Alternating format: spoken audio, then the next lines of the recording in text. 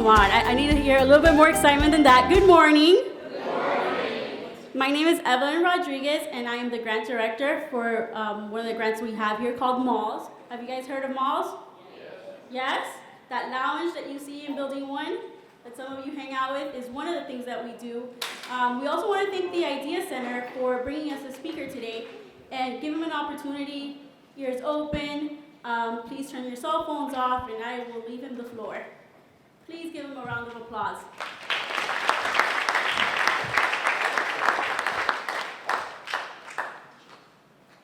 Can you hear me? So, buenos días. Dobre utra. Ohayou gozaimasu. See? So, dobre utra refers to good morning in Russian, which is get. You guys hear me? Can you hear me out?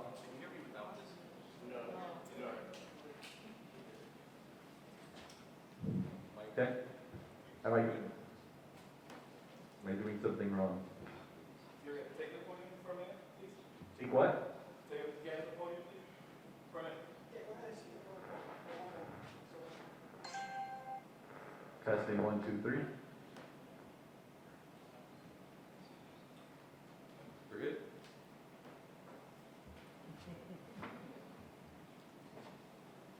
Am I good now? Nope. Another wonderful Japanese phrase is choto mate kudasai, which means please wait a little. Something I learned to say a lot living in Japan. I'm good now, right? I don't want to use this. You want me to use this? This. Is that better? Good. The only issue with this is not only am I hitched like a monkey to it. All right. So should I work on this one and on that? Good. So good morning. I'm really happy to be here because once upon a time I was sitting on that side of the podium. I was a student at Miami-Dade in the Kendall campus. And I was a student while I was in high school because I thought I could just get college done sooner. That was my thinking when I was in high school. But in fact, what it did was to make me very competitive as a student. And so I'm going to share a little bit about what my journey is and how that connects to innovation. And the reason why I'm up here is because these are very famous people. All have done really great things. They started companies like Apple, like Microsoft, like Google, and one of them even became president of the United States. And the thing is, when I talk to students, I'm mindful of a bias that is very hard for people in my generation to understand. And that's that, for some reason, success and innovation looks like old people.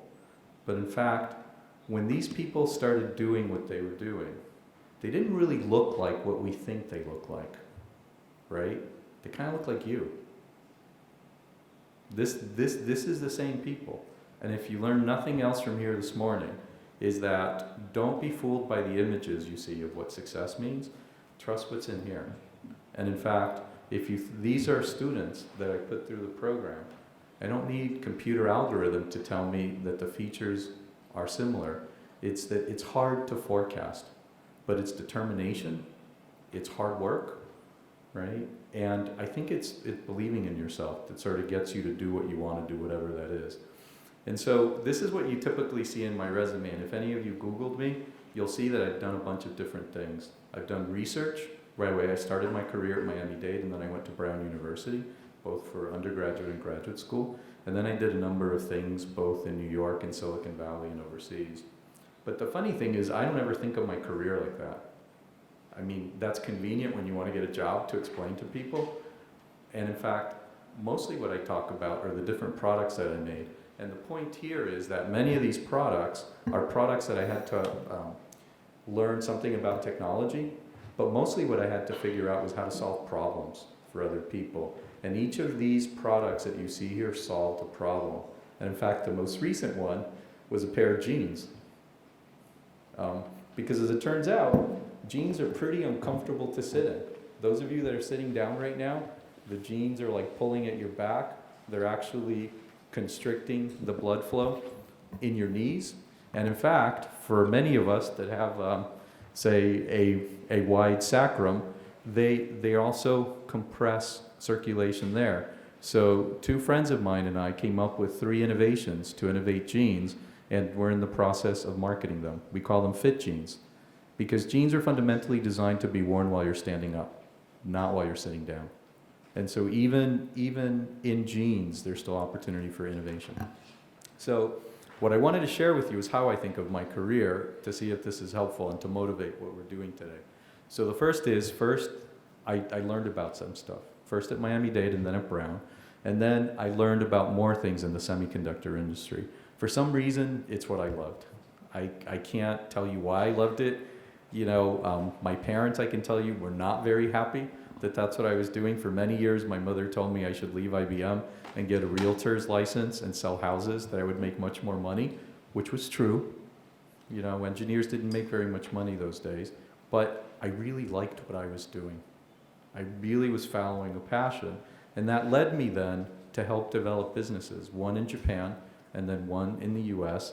And curiously, I also then, because it seemed like the right thing to do, started an alumni organization for Latinos at Brown. And in fact, those organizations, there we go, have grown tremendously. And so the funny thing is, I don't think about the products that I've made before very much, but I do think of the Latino organization, because it continues to help students today. I mean, it's just, and I constantly do stuff with it. So I'm not sure where to point. Where do I point to click? Anywhere? Anywhere, okay. And so that led me eventually to starting a company, which in fact failed.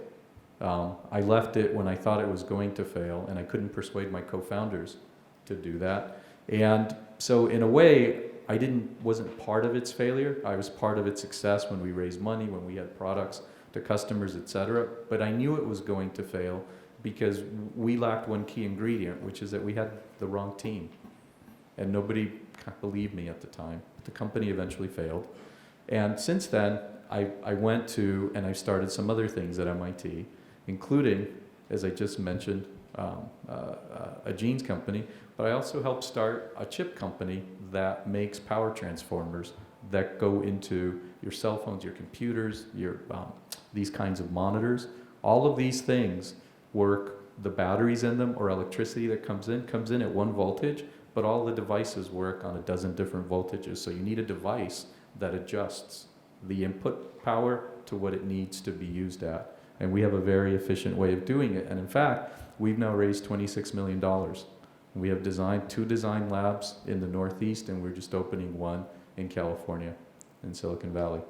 And so when you look at this, you're like, how do you get to do this? And in fact, I've just joined a Russian university as their Dean of International Research. And you sort of look at this and say, what is this about? And all of this is about having a desire to help and to solve problems. And it turns out in the Russian Federation, the history of universities, which is long and really well known, Russians have invented many things, but were never able to commercialize them. From airplanes to lasers to all sorts of things, those innovations happen in Russian labs, but some other place in the world developed them. And this university was started 4 years ago by the Russian government to stop the exit of bright Russian young people from the Russian Federation to other places in the world, so that they would stay in Russia and be able to develop their ideas within Russia. And I'll share a little bit more about that. But in fact, the reason why I share this is that that's what I look like when I started this journey. I don't look like what I look now. And for some reason, and this is something that some of you who are studying social science, you'll learn, is that the only discipline in which that there's a mathematical bias at what you do are things having to do with lifetime or population studies, right? Because time only goes in one direction, right? You can't do experiments when you go backwards in time, so it's not a random variable. But the fact is, when I was a student here, that's what I look like. That's my high school picture. And so, I mean, I just wanted to share that, you know, I grew up in Miami, in Southwest Miami. I went to Southwest Miami Senior High School, Rockaway before that, and Olympia Heights Elementary School. And I grew up here, but I wound up living in a number of different places, and I feel an extreme privilege to be able to come back and share some of this story. So let me tell you, and by the way, if you have questions, please interrupt me. And I wish I could walk around and do stuff, but please, come to the mic though. I think you need to come to the mic. Well, then stand up, and you can stand up. Ask from there. I scared you off? How easily I scared you. How old am I? 54. 54. So I've been at this for a few years. It doesn't seem that long, by the way. You know, people say that, I've always thought the same thing about life, which is, people say this about raising kids, and I think it was Roseanne Barr, who's an actress, like, who had a show before any of you were born, used to say that raising kids, the days are long, but the years are short. And that's what it's like when you're having fun. Every day seems like a long day, but before you realize it, another year's gone by. Anyway, so let me tell you a little bit about innovation.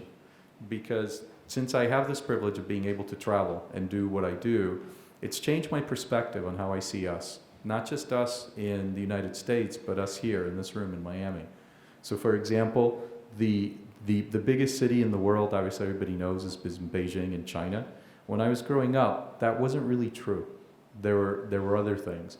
The biggest building, right, for a long time had been in the United States. It isn't and hasn't been in a long time. This is in Dubai, Bur Al Barj.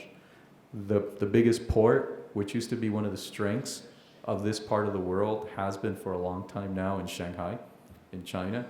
In fact, the biggest energy producer, which I bet, how many of you know that the United States right now is the biggest energy producer in the world? It's not Saudi Arabia. I mean, that's changed. That's one of the reasons gas is less than $2 a gallon, by the way, because we can now meet a lot of energy needs that we've had, that we don't have to import oil anymore. And that's because of innovation, that's been able to happen. And in fact, the richest person in the world, I checked this morning, it's still, by some list, still Carlos Slim Hulu in Mexico City. It's not Bill Gates, although some other lists are putting him back at the head again. And so when you look at this landscape, you sort of realize that you really have to trust what your heart is telling you to go do, because what you may read doesn't always tell you what the full story is. So having said that, I also wanted to share with you things that are going on outside of the world that will affect us here, that have started to. So for example, in India, the Tata brothers have designed a $1,000 car. Imagine being able to buy a brand new car that works for $1,000, right? That's not good for Detroit, right? But Detroit knows this is going on, right? And this is going to satisfy a need for a market that the products that we make here in the U.S. aren't. The second one is Embraer, which is a jet, right, out of Brazil. That's changed the landscape in the middle of the market of jet plane industry. That hasn't been good for Boeing or McDonnell Douglas. And the last one is Grameenphone, which is fundamentally the redesign of this thing, a cell phone, into a bank that can allow people to give loans. It's called the Grameenphone. Mohammed Yunus, who founded this company and this idea, got a Nobel Peace Prize for it, but he also got really, really, really rich, because that became the major telecom, the major mobile operator in Bangladesh, and Grameenphone has spread in that part of the world, and he fundamentally recognized that this thing is a computer, and with a little bit of software, he could create something, he could develop something called microcredit into something that people could use, and it could change their lives significantly. And it's been nothing short of a revolution that's been recognized. Those are 3 ideas out of the developing world that will affect what we're doing here. And so having said that, why is that? And this is a kind of perspective that somebody shared with me once, and when I saw it, I was like, oh my God, I knew this. Which is, for 100 years, there's been a steady pace of gadgets that somehow seem to do things better, faster, cheaper. And we sort of think, you know, this must be going on, you know, and it's always been like this. It hasn't always been true. It's really only been true for about a little over 100 years. right? And it was the steam engine that did that. But I started with electricity because that's really another pivot point. And the reason is that this is a chart that shows, even when you invent a technology, how long will it be until people really start using it, which is called adoption of that technology. And the really wonderful thing that's happening in the world now is that it doesn't take 50 years. In fact, in this picture back here, and I think I can get a laser. In this picture back here, you can see, like, what's up with that? It's like 50 years between the invention of the TV and the invention of being able to watch the show when you want it, right? It took 50 years for the VCR to be invented. I'm pretty sure that people wanted to watch their TV show at a different time than it was broadcast before, but nobody thought of solving that problem, right, until the 50s. And it wasn't a technology issue. It was really a market issue. And so when you look at this, what's amazing is look at how quickly cell phones have been adopted. And that last one is Snapchat, right? Which took like a year and a half to be adopted broadly everywhere. You know, so that my 11-year-old son and my 14-year-old niece exchange things on Snapchat. I mean, it's like crazy, right?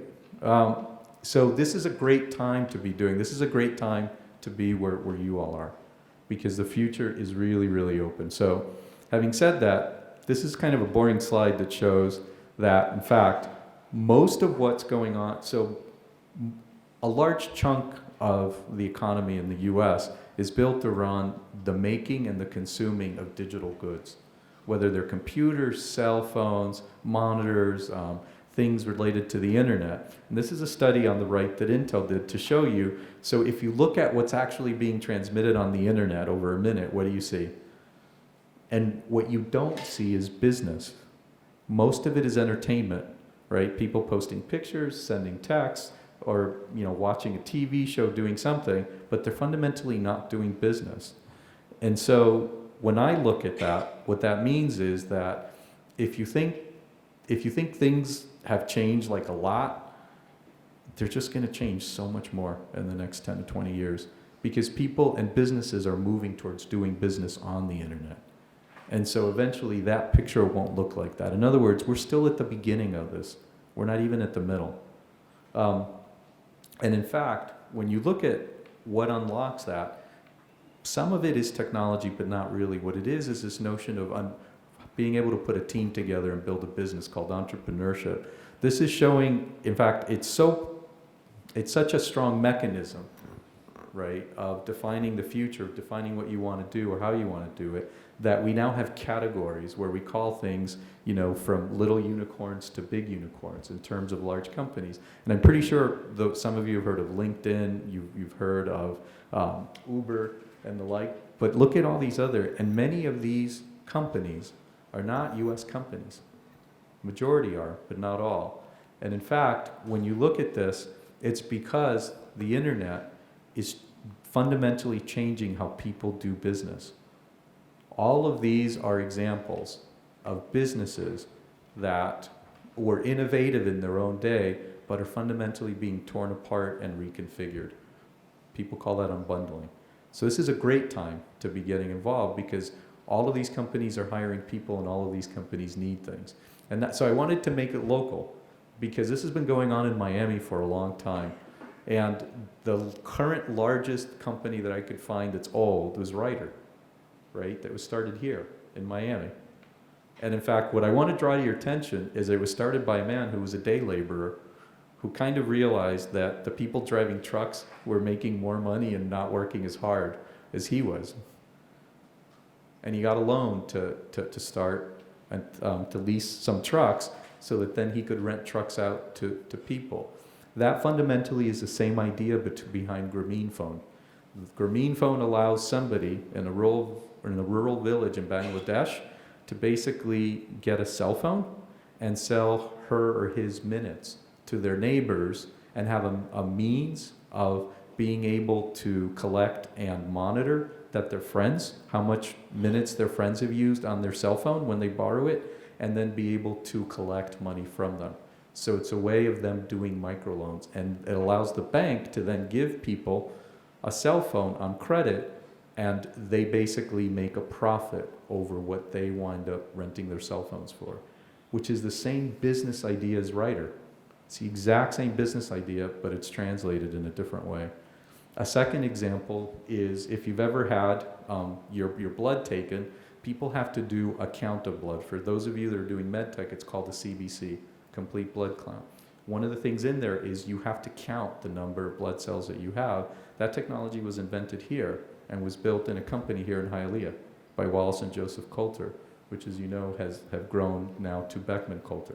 They were bought in the 90s by a West Coast company, and they're still the dominant player. And a third one, of course, is the fun ships. There was a time when there weren't cruises, where regular people couldn't take cruises. You had to be very wealthy, and you had to charter a boat to be able to enjoy what it was to be on a cruise. This idea also was seeded here in Miami, right? And so these are three large examples. And the reason why I share this example in particular, you don't think of this as having a lot of technology. There's a lot of technology. I mean, the boats today look like large skyscrapers turned on their side.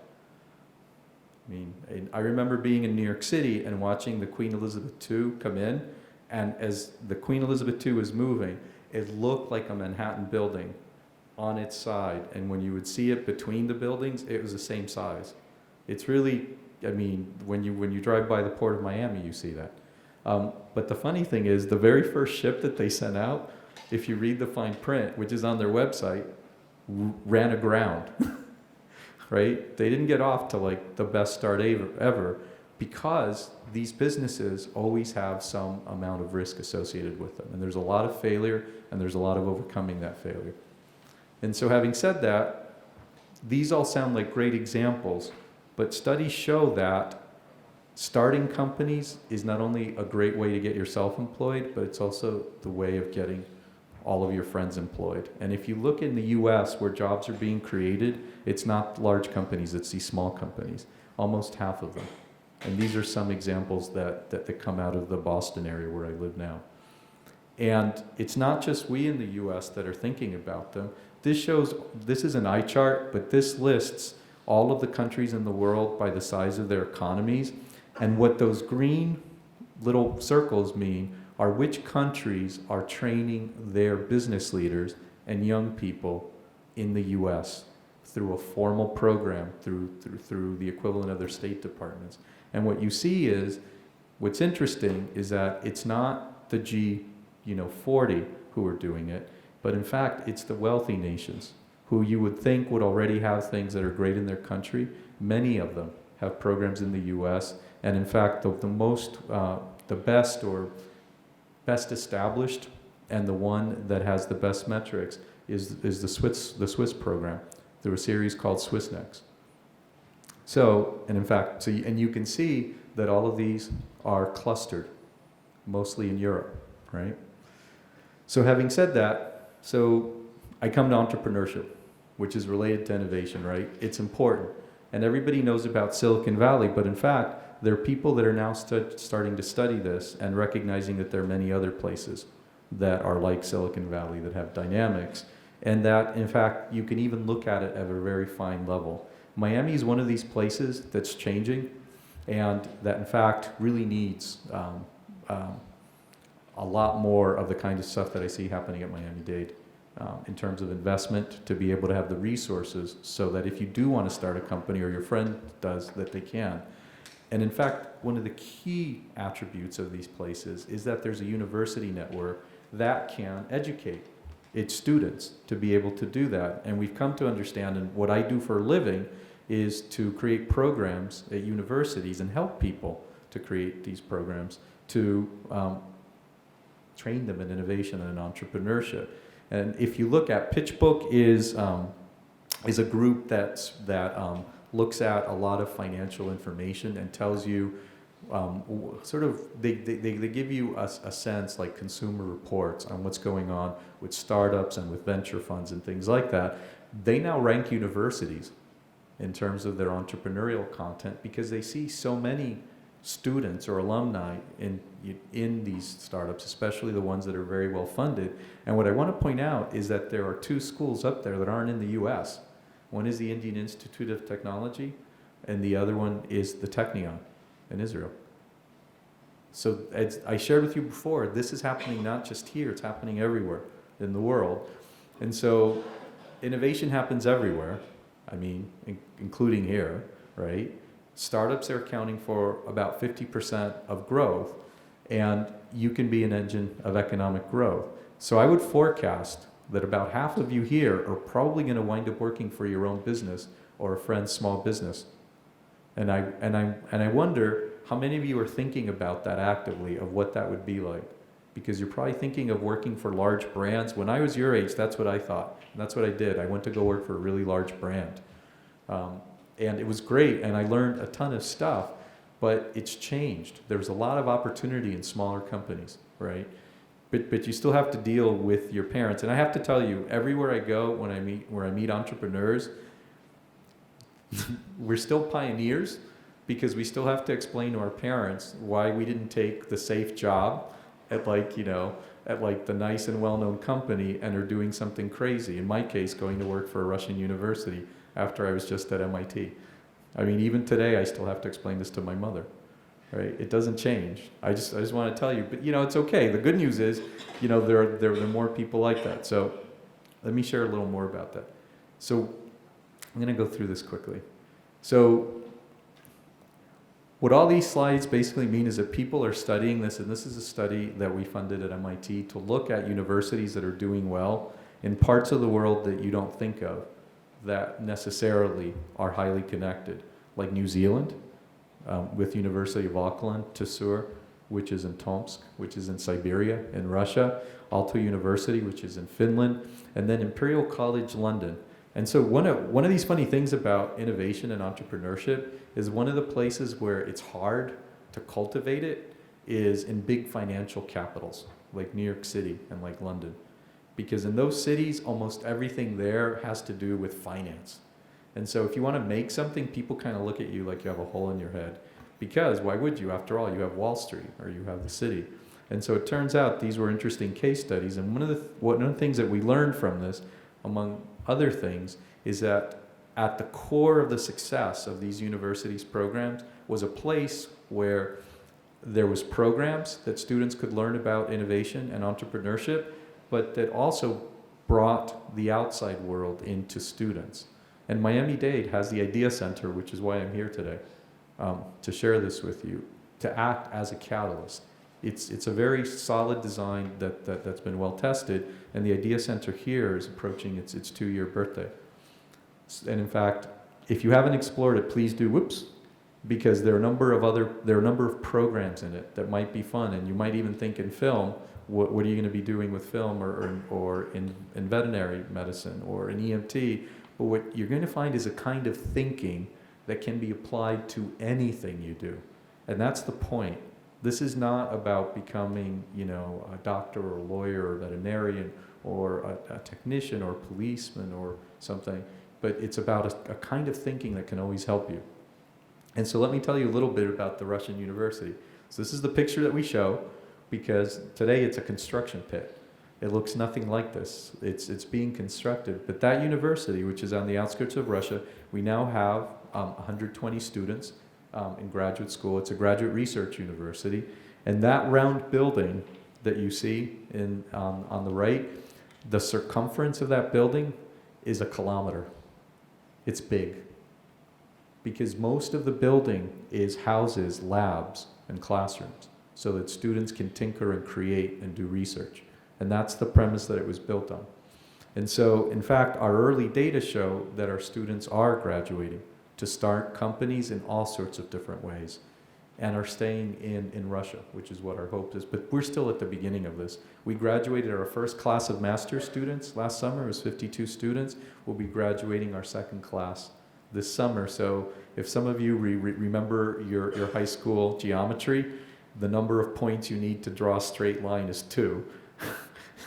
But that means you have no error bar capability. Once you have 3, you can either draw a curve or you can use the other point as an error bar, right? And so our statistics, we still have a ways to go before we know that what we're doing is absolutely tuned in what it needs to be. So we still have opportunity to tweak it and do things. So having said that, and in fact, at the center of that design of that university is also an entrepreneurial center, like the Idea Center. And you might ask yourself, well, how do you measure this? And it turns out there are now techniques of being able to measure entrepreneurial intent and capacity that are being increasingly adopted in the US. It's based out of stuff coming out of psychology. And so what does all of this mean, right? Like I'm standing up here, you know, your teachers have brought you here. I think this is about opportunity. So this is an ice train, and I think you're going to have access to these slides so you can go find this. But you can go find online what people make in startups and companies. It's no longer a mystery, right? And this is the thing about the internet and the kind of thinking that goes on behind entrepreneurs is, why would you want to hide the personnel stuff? The culture in a small company is not hierarchical, because if there are only 4 of you, you can't afford to not have anybody not know what's going on in the company. Because if you have a great idea, you want it to or her to go implement it, right? So this is a website at AngelList that tells you what starting salaries are. And if you look at this from the very bottom, which by the way is marketing, to the very top, which I can't read, it's development ops. You see a very healthy range of like 45K to 85K, memory serves me correct. 75K on the low end. That's a lot of money for starting, you know, for joining a company. So you can find this. So this is all about opportunity and how you can find it, right? And how many of you know who this old man is? Ashton Kutcher. He's old. I mean, right? He's an old guy. He's not a young guy anymore. And the reason why I put him on here is that what's not so well known about him is that he's a wonderful investor. He's a huge participant in startups in California. How many of you knew that? How many of you have seen his acceptance speech from when he got the Teen Choice Award, which he called the Old Man's Award, where he talked about what it's like to be successful? And he said that it had 3 components. First is that success looks like a lot of hard work. That's why I was giving you those ice train charts at the beginning. I never would have thought I would be doing what I'm doing. I'm not really sure what I'm going to be doing 4 years from now or 2 years from now. But I do know that what I do now makes a difference. And I've known that for a while. And I've had this privilege of always finding myself having a choice to either do something where I could be helpful or do something that, I don't know, I always thought was easy. And I never chose easy. I don't know why. I mean, my mother always said I always liked doing the hard things, or the hard way. But I do know it's a lot of hard work. I do know it's a lot of hard work. And the funny thing is, this guy is known for being sort of, you know, very attractive male model type. And the funny thing is, he came out to all these folks and said the sexiest thing he thinks in the entire world is being really smart and not being embarrassed about it. And this is a smart about internal. It's not always book smart. This is about being able to make legitimate choices, being thoughtful, and being generous with your time. These are great attributes to bring into your career and what you do. And finally, and this is why it goes to entrepreneur, is that, you know, don't live a life, build one, right? Engage in what you're doing and thinking. And in fact, I put up here a chart. I mean, I don't make this stuff up, right? Like, people do this. All I had to do was Google it. I just happen to know that Kutcher is a very active angel because he comes up all the time. And he's among the most active angels. And when you look at who are investing, there are a lot of celebrities on here, and it's not their portfolios. They get personally involved, and they're investing in some pretty obvious and big things, because this is changing what the landscape of companies is going to look like in a generation. You know, the other person that I didn't have time to put together is Jessica Alba. How many of you know who Jessica Alba is? Right? I mean, she's an intense investor. And by the way, she's not just an investor. Kutcher is a passive investor in companies. She takes an operational role. She's very active as an investor. I heard her speak in Boston 2 years ago, and she was going toe-to-toe with like one of the better-known venture capitalists in Boston. It was really delightful. I mean, because you see her on movies, right? Starring in movies and doing all this other stuff, but her passion is in helping people. And she does it through the building of companies.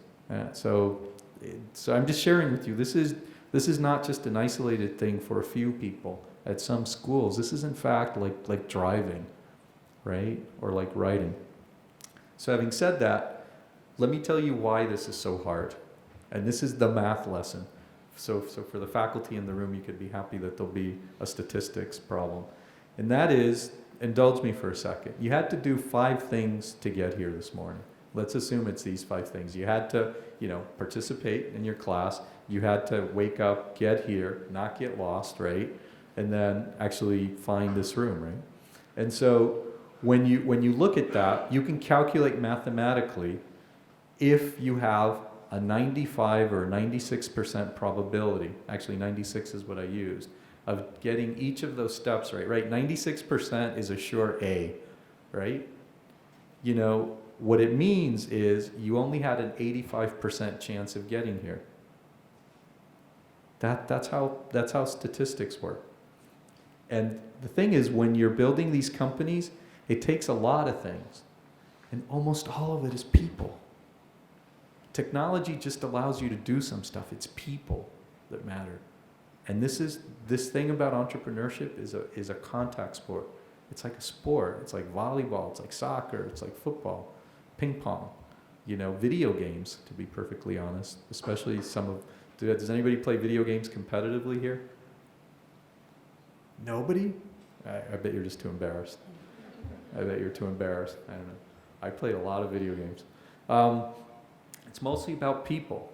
And when you do the math on this, with the same probability that you nail every single one of these things, it's only about a 50% success rate. That's when you've nailed every single one of these criteria. That's why you got to get used to failure, because failure is how you gain experience. It's how you gain wisdom. And that's the advantage we have in the US over any other place. And it's if you look around the room, when I go talk in other places around the world, and especially in Russia, rooms don't look like this. Look at yourselves. I wish I could put a picture up here now at how heterogeneous this classroom is right now. And it's because we learned to take risks in America. It's kind of somehow in the water here. And even when we've been successful, we continue to do other things. So that one of the problems that other places have is when they have a successful entrepreneur, he or she doesn't want to do the second company because they're afraid to fail. But here we continue to do it, and that's a huge, huge asset. So having said that, one of the best pieces of advice I've ever heard is from this man, Nubarafayan, who basically said, so when you're doing things, just avoid those things that are known not to work. So if somebody tells you something doesn't work, if you're reasonably sure that person is right, no harm in believing it, right? Because that's pathway. And in fact, there are people who study this stuff. Here's, for example, a statistical study of a set of startups. CB Insights is a data research outfit in New York City. They're the funniest people to read because they're irreverent. They're just very, very funny. And when they look at failed companies, and by the way, these are companies that had a lot of money invested in them. It wasn't just somebody with an idea. When you look in red, those are all people factors that you see there. It's not that the technology didn't work or the product didn't work or it was late or this other stuff. That's in there. But look at all the other stuff. It's about people. And so having said that, I just thought I would give you a couple of definitions, having given you a math lesson. The first is innovation is not an invention. If I had a restaurant and I could feed 100 people an evening and I rearranged the chairs and now I could feed 120 people an evening, I would make 20% more money with the same fixed costs, assuming that I had bought all about the same food, right? That's an innovation, but I can't get a patent on it, right? And for some reason, we're taught that innovation means invention, and it isn't. And invention is something that is patentable. Second thing is entrepreneuring is the founding of new companies, right? It's so important that it has its own name, but there are lots of ways of working in companies. Entrepreneuring is just one of them. And then the third thing is if you ever do start a company, there are only 3 outcomes. One is that you're successful in a couple of years. That one's easy. The second good outcome is that you fail in a couple of years. And that's great because you use your wisdom and apply it into the next company. Everything else is the walking dead. And people just don't know it. Because there's no experience that you're going to be able to use other than knowing how to fail a lot. And that's actually not so good. So having said that, can you learn this? And this is, so I never, the answer is yes, right? It can be learned. It's hard to teach. It doesn't mean it's easy to teach, right? But it can be learned. And in fact, if you think about this as in medicine, can medicine be learned, right? And the answer is yeah. I mean, you've got a lot of doctors, nurses, CNAs, all sorts of people that are in the healthcare profession, right? Is everybody a doctor? No. But is learning medicine helpful in many of those professions? Yes. And the third is, are there principles involved with it? So not surprising, the same questions are arising. The difference is that entrepreneurship is a very new discipline. It's a very new discipline, and so there are lots of people who spend a lot of time saying that you have to be born an entrepreneur. I was not. I was kind of a really nerdy kid who did a lot of math and science, and the last thing in anybody's mind was that I would be doing what I'm doing. But it turns out a lot of entrepreneuring is problem solving. So I mean, lots of people get attracted to it, and in fact, so there are lots of people that have been studying this, and the good news is that you get to benefit from it. And so, in fact, there are analogies. And so these are some things that I've learned about. And one is to communicate clearly. A lot of people that practice this sport speak in gibberish that I never understand. And these are actual examples of people that have come to me with technology products. And I'm like, does anybody buy what you're selling? What is it? An inorgano quantum dot process. I actually know what it is because I have a graduate degree in physics, but I'm like, when you tell somebody that, what do they say? I mean, I always what is that? And it's like, why is it important? And he's like, well, you can use it in screens. I'm like, well, why do you want to use it on a TV screen? Well, because they're heavy. I'm like, why are they heavy? Oh, because they're really thick, and with my technology, you can make it thin. I'm like, gee, isn't it easier to say you can make really thin, bright screens? Right? That first one is a specific drug, a medicine, a molecule that stops, as it says, angiogenesis in a certain kind of tumor. Angiogenesis is the creation of vascular tissue, which basically means how blood flows. That's what cancer is. So cancer is a disease that kills people, I don't know if you fully realize this, by having unimpeded growth in places you don't need it, which is what a tumor is. It's something that can't stop nurturing itself and growing. This is one of these great paradoxes of cancer, is that it's this wonderfully resilient growth that unfortunately does nothing for your body. And that's why it eventually kills you, because it clogs all of your organs from being able to function. And it's a really tragic and painful death that I think has been around since the time of the Greeks. That it was named, almost 2,000 years ago.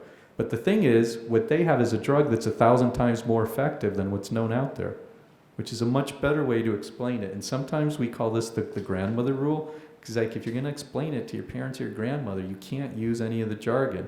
And I don't make this stuff up. I picked this picture up a year ago. Thomson Reuters is the largest market research firm in financial services. They're the Google of this space. They're so well known. This is how they were talking about how they're trusted. This is how they thought they were showing that their values were in sync with their customers' values. I mean, when I look at that, I see somebody whose overlap of these two circles is almost zero. It says the exact opposite message, which is that barely their values almost have no overlap with trust or partnership or innovation or performance. I mean, you look at this, I tested this on my son who was 10 years old. I mean, so people make these mistakes is all I'm saying. Having said that, this is an eye chart, but there are lots of different money to to raise from. I'm not going to go it, but you know, this is why entrepreneurship is about sports. When you do stuff, you always bring people. Like in hockey, you always have people covering and doing things for you. You always know how to follow up, and you follow up briefly. And in fact, I wanted to leave you on an example. This is one of these business paradigms that if you go if you get a business degree here, or you go get an MBA later, they basically tell you something about the 80-20 rule, that 80% of your business will come from 20% of your customers. It turns out in a healthy business, roughly this is true. But as it turns out, in this world, that's where you are 10 years down the line. It's not where you are when you started. When Google started, nobody wanted to do stuff with them. And in fact, Google tried to sell themselves to Yahoo for $1 million. Do any of you remember Yahoo? It's actually kind of funny that I put it on the email, right? Yahoo was the Google of the 90s, right? Everybody had Yahoo. And the funny thing about it is this fellow, Paul Graham, who was at Yahoo because he started a company called ViaWeb and was acquired by Yahoo, was in the diligence team when Google came to pitch themselves for $1 million. And this is like one of these wonderful anecdotes that basically, you know, Yahoo was saying, why would anybody want a search engine like that? I know what my customers want, right? And you know what history turned out is that Yahoo, nobody wanted a portal once you could. And by the way, and Google wasn't making a search engine; they were making a new way to advertise. And Yahoo didn't understand it. The funny thing is that Paul Graham went on to found Y Combinator, which is by far the largest and most successful incubator of young companies. And he started on the principle that he knew he wouldn't be able to know what success was. But if you got a bunch of great people and could help them, some of them would become successful. And Y Combinator has become that, has become the benchmark on this. And so this will be in your reading. I actually find movies, for me, speak to me. And here are 5 movies that kind of talk to you about what the culture of this world is like. I think it's a much richer way of explaining it. But there's a bunch of funny books. This one in particular, if you ever want to know anything about personal computers and how the IT industry started, it's a really funny book. It's kind of a funny thing. But there are a lot of different places to find things online. And so with that, I kind of wanted to sort of leave this here. Yeah. This is the picture that we started from, right? And the thing is, that could be you. There's no reason why it couldn't be, right? I mean, who knows, right? And so, with that, just want to say thank you. Good question. Any questions? Like, if you wanted to start a company tomorrow, what would be the first thing you do? If somebody wants, if one of your close friends asked you to start a company, what advice would you give them? There's a really easy answer. Does anybody know?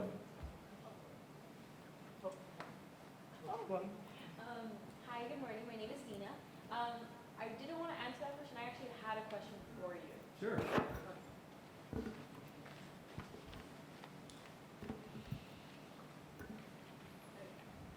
Good morning, Nina. Good morning. Good morning, everybody. Seeing as I am a person who likes to travel a lot, and when you were talking about the Russian Federation, I've always had a knack for entrepreneurship and political science and diplomacy. Mm-hmm. What would you give some advice for somebody as young as I am that would want to pursue a career outside of the United States? I think that's a really great question. So it's sort of a two-part answer. One is in most schools today, you can use financial aid money to go study abroad.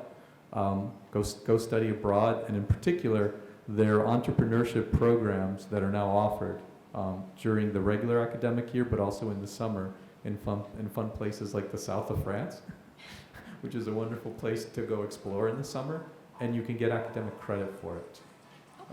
So that's one part, which is while you're a student, there are all sorts of programs that allow you to go study overseas. to do so, and you can get academic credit in your schools. I don't know the specific policy here, but it's in general thing to do.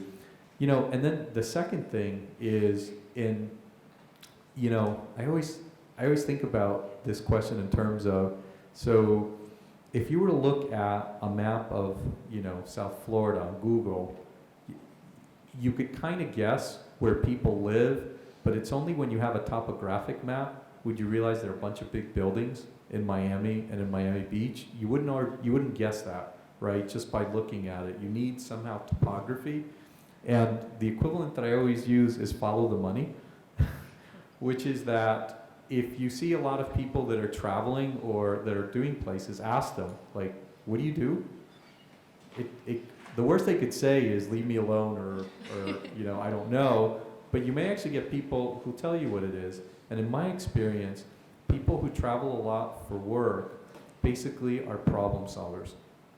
They're the people whom are comfortable working off script, right? Because when you're managing, whether it's sales, you know, engineering, distribution, when you're traveling, you're basically going to either make sure things are going as they should, or you're developing a new relationship with a potential partner, or you're going because something isn't working well and it needs to be fixed, right?